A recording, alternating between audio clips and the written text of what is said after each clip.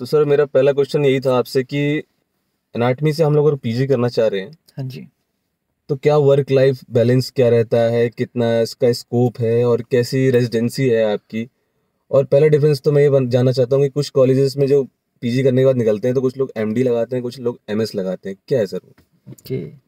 MD और MS even मतलब मैं जब एडमिशन ले रहा था तो उस टाइम पे मुझे मुझे खुद ये चीज़ क्लियर नहीं थी।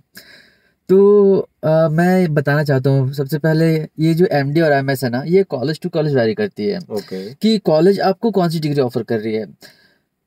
सारी नॉलेज, सारी टेक्निकल जो जो जो भी सारे काम होते हैं वो सारे सेम ही है। ये बस कॉलेज टू कॉलेज वेरी कर रही है कि आपको डिग्री कौन सी मिल रही है, whether it is an MD अच्छा, और एमएस।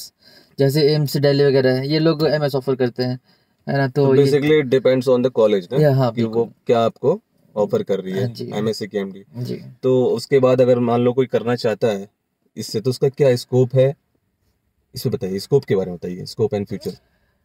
अ, देखिए, एज ए एमडी मतलब आप डॉक्टर तो हो ही, ठीक है। बहुत लोगों का ये सवाल होता है कि एनाटमी करने के बाद फिर आपकी क्लिनिकल प्रैक्टिस पूरी छूट जाएगी और ऐसा। हाँ, ऐसा मिसकंसेप्शन होता हाँ, है। क्योंकि देखो मतलब आप डॉक्टर बने हो, है ना। पहला आपका मकसद है पेशेंट्स देखना, पेशेंट को ट्रीट करना, एग्जैक्टली टू सर्व ह्यूमैनिटी या जो भी हो, ठीक है। तो ये चीज़ होता है। तो ऐसा नहीं है, देखो अगर आप आ गए हो मतलब नॉन क्लिनिकल डिपार्टमेंट में, जी। इसका मतलब ये नहीं कि आप क्लिनिकल से दूर हो गए हो।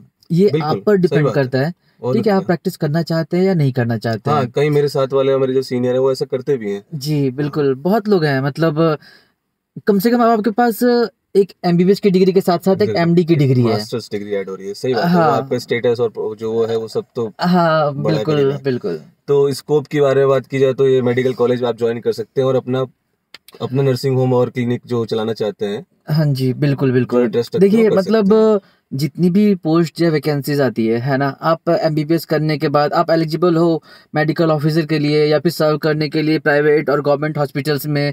इवन आप जो अपना प्राइवेट क्लिनिक रन कराना चाहते हो या फिर अपनी प्राइवेट हॉस्पिटल्स वगैरह चलना करना चाहते हो, आप हर चीज़ के लिए एलिजिबल हो, ठीक है? एमडी सेलेक्ट करने का मतलब ये नहीं कि आप दूर हो गए हो, आप प्रैक्टिस नहीं करने वाले या फिर ऐसा यस, बिल्कुल नहीं है ना? Exactly exactly. तो तो सर मैं अपनी ऑडियंस को जान बताना चाहूंगा कि आप कौन से कॉलेज से हैं, आपने यूजी कहाँ से करी है? मैंने यूजी तो पहले धनबाद से किया। अच्छा, धनबाद। हाँ जी, वहाँ पर ये स्टेट। पाटलिपुत्रा मेडिकल कॉलेज अच्छा अच्छा, धनबाद है।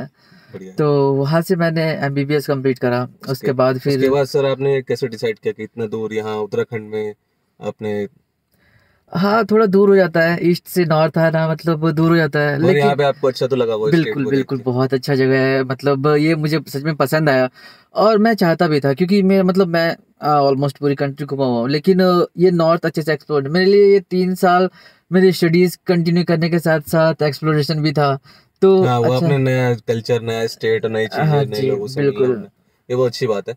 तो सर आपका वर्क लाइफ बैलेंस की बात की जाए तो कितना ड्यूटीज आवर्स आपके डिपार्टमेंट में और जो आपका काम क्या रहता है, मतलब? ये बहुत अच्छा क्वेश्चन किया आपने। हम्म। जैसे कि मैंने बहुत यहाँ आने से पहले बहुत सारे काम किए हॉस्पिटल्स में, है ना? जी, एग्जैक्टली। तो मतलब you have lot of experiences. हाँ, लेकिन मैं अभी एक्सपीरियंस की बात नहीं कर रहा। हम्म। एक्चुअली मैं काम के प्रेशर की बात कर रहा हूँ। ये मैंने 2-2 हॉस्पिटल जॉइन कर रखे थे, ठीक है? ओके। तो दिन-रात मेरे हॉस्पिटल में बीत रही थी। मैं इतना बिल्कुल। फ्रस्ट्रेशन था, मतलब इतना ज़्यादा फ्रस्ट्रेशन था लाइफ में, मुझे खुद के लिए समय नहीं मिल रहा था। अच्छा। फिर एग्जैक्टली। जब एनाटमी में आया ना, तो मेरा लाइफ बिल्कुल एकदम से ऐसा लगा बैलेंस हो गया, क्योंकि आप सुबह आप आते अपने हो। आप को जान पाए, अपने आप बिल्कुल, को टाइम दे मुझे पा रहे हो, खुद को मैं समय दे फैमिली पा को रहा टाइम हूँ। दे पा हाँ रहे जी, हो। ये बिल्कुल ये अच्छी बात यही है। होना ही चाहिए, एक सक्सेसफुल निशानी यही है और आदमी की।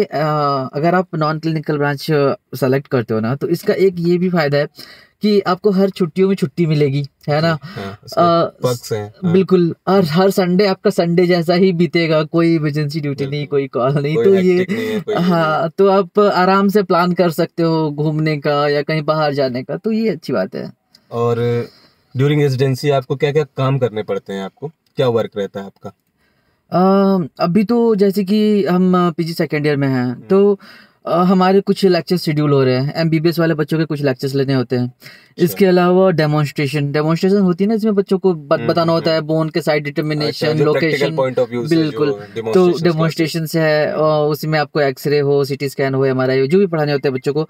इसके अलावा डिसेक्शन तो है ही, डिसेक्शन करना होता है, उन जी बच्चों को दिखाना होता है, जी डेमोंस्ट्रेट जी करना होता है। जी। और जो थीसिस का काम है वो तो आपका अपना काम है, वो हर पीजी को करना होता है। जी, जी। तो वो तो थीसिस सर थीसिस के बारे में बताइए, मतलब थीसिस में आपने क्या लिया है और आपका क्या है उसमें? थीसिस की अप्रूवल अभी कुछ दिन पहले आई है, तो इसमें जो है मेरा मेनली फीटल के लोअर लिम्ब के जो लॉन्ग बोन्स है, तो अच्छा, अच्छा। उनकी स्टडी करनी है मुझे। वाह! तो क्या उनके बात है। काफ़ी इंटरेस्टिंग लग रहा है ये टॉपिक। हाँ, ये इंटरेस्टिंग है भी, मतलब करने में अच्छा लगता है क्योंकि मतलब इसका ड्यूरिंग रेजिडेंसी के साथ-साथ आप और भी रिसर्च आर्टिकल जो कर सकते हैं, पेपर प्रेजेंटेशन वगैरह ये सब चीज़ें भी रहती हैं। हाँ, और ये तो कंपल्सरी भी है, मतलब पेपर प्रेजेंटेशन और ये पोडियम प्रेजेंटेशन पब्लिश करना, ये सारा तो आपका है ही, मतलब जी, जी। कंपल्सरी तो होता ही है।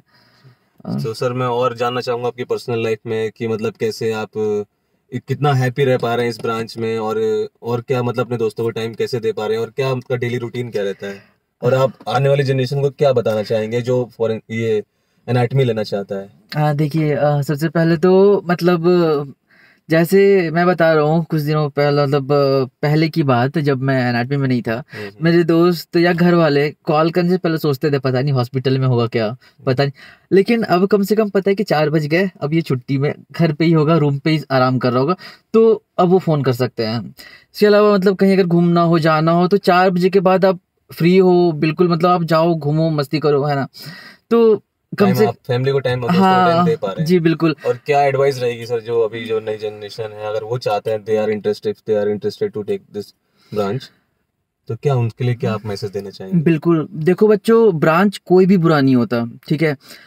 आपको पसंद है, ये मत सोचो कि मैं ले रहा हूँ तो फिर पता नहीं कैसा होगा, नहीं होगा। सोसाइटी का प्रेशर, पेरेंट का प्रेशर हाँ, प्रेशर जो देखो, होता है, कोई भी ब्रांच चुनने से पहले ना, पहले आप देखो कि आपको पसंद है कि नहीं, आपको उसमें करना है कि ओन नहीं। इंटरेस्ट। जी, बिल्कुल, ये खुद के इंटरेस्ट की बात है। अगर आपको पढ़ना अच्छा लगता है, पढ़ाना अच्छा लगता है, ठीक है? अगर आपको इंटरैक्ट करना अच्छा लगता है दूसरों से, मतलब जूनियर्स के साथ, तो आप बिल्कुल चुन सकते हो कोई भी से, मतलब नॉन क्लिनिकल भी आप उठाओ, कोई बुरी ब्रांच नहीं होती। और एग्जैक्टली। हर ब्रांच के अपने फ़ायदे हैं, जितने क्लिनिकल्स के फ़ायदे हैं, नॉन क्लिनिकल्स भी वैसे ही फ़ायदे हैं, ठीक है?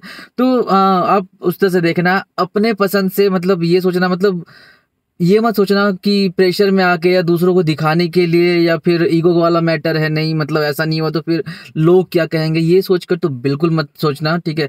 अगर तुम्हें पसंद है, एनाटॉमी उठाओ, बायोकेमिस्ट्री लो, फिजियोलॉजी लो, ठीक है? कोई बात नहीं, मतलब बुरा नहीं होता, ये अच्छा है, मतलब कम से कम आपको खुद के लिए भी समय मिलेगा। तो ये है मैं बोलना चलिए, चाहूँगा लोगों चलिए से। बहुत अच्छा लगा आपसे एक्सपीरियंस और आपकी एडवाइस लेके सर। जी, जी। और जिन बच्चों को सर से कांटेक्ट करना है, मैं इनका ईमेल आपको उसमें कमेंट बॉक्स में डाल दूंगा। हाँ, बिल्कुल। थैंक यू सर, अच्छा लगा आपसे मिलके। आपसे भी मिलकर अच्छा लगा।